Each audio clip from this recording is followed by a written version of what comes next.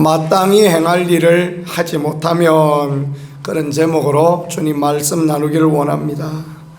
압살롬이 왜 할아버지인 그술 왕에게 가서 3년을 지냈습니다.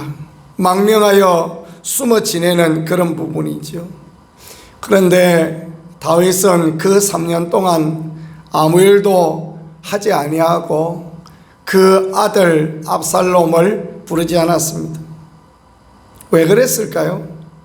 세월 지나면 해결되겠지, 어쩌다 보면 잘 되겠지, 아마 그런 생각을 하였을지도 모르겠고, 또 어떻게 보면 그 마음에 장자 암논을 죽인 분노가 있었을 수도 있겠고, 또 어떻게 생각해 보면 다윗이 자기가 한 일을 생각해 보니까 부끄럽고 민망하여 얼굴을 보지 못했을 수도 있겠고, 여러 가지 이유가 있었겠는데, 어찌됐든 간에 결론적으로 말할 수 있는 건 뭐냐, 그 3년 동안 압살롬을 찾지 않았다라는 것입니다. 그러고 난 뒤에 이제 군대 장관 요압의 지혜로 말미암아 그가 한 여인을 시켜서 왕에게 나아가서 지혜로운 말을 하게 하므로 결국 압살롬은 예루살렘으로 돌아옵니다. 그리고 또 2년이 지나도, 이태가 지나도까지 또 다윗은 압살롬을 부르지 않습니다. 예루살렘에 같이 있지만은, 같은 예루살렘 하늘 아래 살지만은 부르지 않습니다. 예루살렘이라고 해봐야 뭐 손바닥만 해요. 예루살렘이 뭐 큰 도시가 아닙니다. 그저 직경 이렇게 그 성이 이 지름 4km밖에 되지 않는 조그마한 그런 성입니다. 뭐 불국사 이 동네 만하다 이렇게 이야기해도 될 만한 조그마한 동네에 살면서 아들 부르지 않습니다. 해야 될 일을 하지 않는 것입니다. 그래서 압살롬이 마음이 답답하니까 어떤 일을 합니까? 요압 장군에게 사람을 보냅니다. 그래도 믿을 이는 요압밖에 없다. 요압이 나를 다시 왕께 나아가도록 그렇게 해 주었으면 좋겠다라는 그런 마음을 가지고 요압을 부르는데, 요압도 응답을 안 합니다. 왜 그랬겠습니까? 요압은 다윗 왕의 가장 측근의 장수요, 다윗의 마음을 가장 잘 아는 사람입니다. 다윗의 마음이 압살롬을 향하여 있는 줄 알고 압살롬을 불러왔습니다. 마음에는 있으되 아들을 못 부르는 다윗의 마음을 생각하면서 침묵하고 압살롬한테 안 가는 거예요. 그러니까 압살롬이 어떻게 합니까? 요압 장군의 밭에다가, 보리밭에다가 불을 질러버립니다. 그 마음이 막 불타는 것 같으니까 불을 질러버렸겠지, 그죠?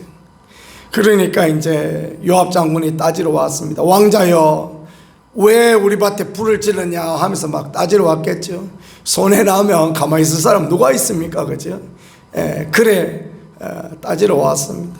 그러니까 압살롬이 하는 이야기가, 아니 나를 불러놓고 예루살렘에 불러놓고 아버지가 왜 나 안 만나주느냐, 그럴 것 같으면 그 술땅에 그냥 놔두지 뭐 하려고 여기 예루살렘까지 불러가지고 이 뭐냐 이렇게 해서 따지고 그랬습니다.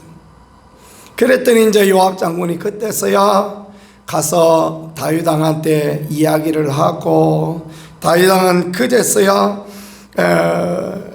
자기 아들 압살롬을 불렀는데, 그런데 말입니다, 오늘 말씀해 보니까요, 왕이, 마지막 절입니다. 왕이 압살롬을 부르니 그가 왕께 나아가 그 앞에 얼굴을 땅에 대어 그에게 절하며 왕이 압살롬과 입을 맞추니라. 여기에서 마무리했습니다. 이 사무엘 기자는 다윗을 누구로 표현하느냐? 왕으로 그렇게 표현합니다.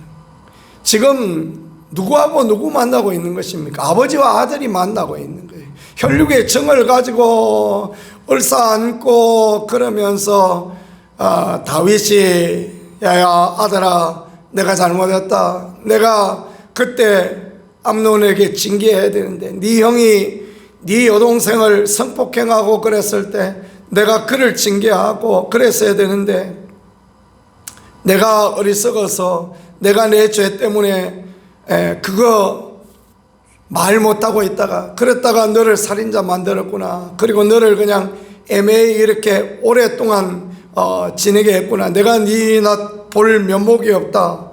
그러면서 이제 화해를 하고 했어야 되는데 고마 그냥 아무 말도 안 하고 가서 입만 맞추고 맙니다. 사무엘 기자가 볼 때 다윗의 그 행동은 왕으로서의 행동밖에 아니었다. 그걸 성경이 말하는 거예요. 아버지로서의 행동이 아닌 것입니다. 마음을 열고 마음을 내놓고 해야 되는데 그렇게 하지 않고 그냥 입 맞추고 그리고 말아버리는 것입니다. 어떤 문제가 생깁니까? 15장에 가니까 그 후에 압살롬이 자기를 위하여 병거와 말들을 준비하고 호위병 50명을 세우고 그리고 반란을 일으킵니다. 섭섭하면 반란을 일으키게 되어져 있는 것입니다. 아버지와 아들도 섭섭하면 이런 문제가 생길 수 있는 그런 부분이다라는 걸 보여줘요. 어렸을 때 삼국지를 몇 번 읽어본 적이 있어요. 너무 재밌어요. 근데 꼭 반란을 일으키는 사람이 있거든요. 꼭 적군하고 내통해버릴 그런 경우가 있어요. 언제 그러냐 하면요, 섭섭할 때 그래요. 외면당하고 섭섭하다. 그건 무슨 이야기겠습니까? 마땅히 행해야 될 일을 하지 않으니까, 마땅히 해야 하는데 그것을 하지 않으니까 그게 서운함이 되어지고 불편함이 되어지고 그러다가 보니까 갈등이 생기고 원수의 편에 서버리고 그런 것들이 되어지는 것 아니겠습니까? 인생살이가 그런 거 아닐까 싶습니다. 교회 가운데도 그렇지 않습니까? 누가 섭섭하면 마음이 불편하면 이제 마귀하고 손잡아 버리죠. 그래서 분열이 일어나고 섭섭하면 뒤에서 막 꽁시랑 백마디 하고 그러다 보면 불편해지고 어려워지는 거 아니겠습니까? 그죠? 지나다가 내가 누구를 섭섭하게 하고 내가 누구를 불편하게 했다라는 생각이 들면 그 부분을 터놓고 이야기하고 마땅히 행해야 할 일을 감당할 때 아름다운 관계가 생겨지고 또 하나님의 은혜 가운데 되어지는데 믿음의 사람이지만 직면하지 못하고 그 마땅히 해야 할 일을 감당하지 못하니까 다윗의 인생 가운데 최대의 어려움이 생기는 그런 부분이 있는 거 아니겠습니까? 그죠? 그래서 손 내밀 자리에 있는 사람, 내가 그 사람보다 낫지 싶으면 손 내밀고 그렇게 마땅히 해야 될 일을 하고 그것들이 참 귀하다라는 것을 그렇게 보여주시는 게 오늘 말씀이 되어지겠습니다. 가정도 마찬가지 아닙니까? 부부가 지내다가 보면 다툴 때도 있고 불편할 때도 있고 우리 부부도 잘 못하는 게 여보 내가 잘못했어 미안해 그 말 참 잘 못합니다. 죽어도 못하고 그럴 때 많아요. 그러니까 마음에 불편함이 생기고 그렇지요. 그럴 때가 얼마나 그렇게 많은지요. 부모 자식도 그런 것 같습니다. 야야 그때 내가 잘못했다. 내가 그렇게 그러지 말아야 되는데 그 이야기 한마디가 봄날 눈 녹듯이 모든 감정의 엉어리들을 녹여주는 거 아니겠습니까?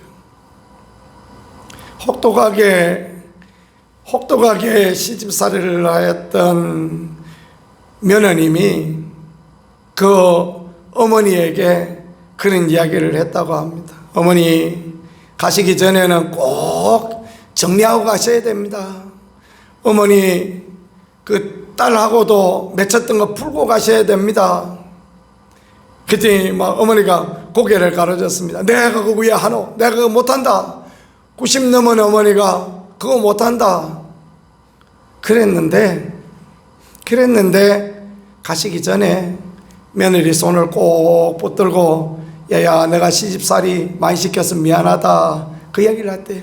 그러니까 며느리가 손을 붙들고 어머니 우리 애들 키워주시고 그래서 오늘 우리가 이만큼 살게 되었어요. 감사해요 하고 둘이 눈물을 뚝뚝 흘리고 화해했다. 그런 이야기를 들으니까 예수 믿는 건 이런 거지. 그 생각이 들어요.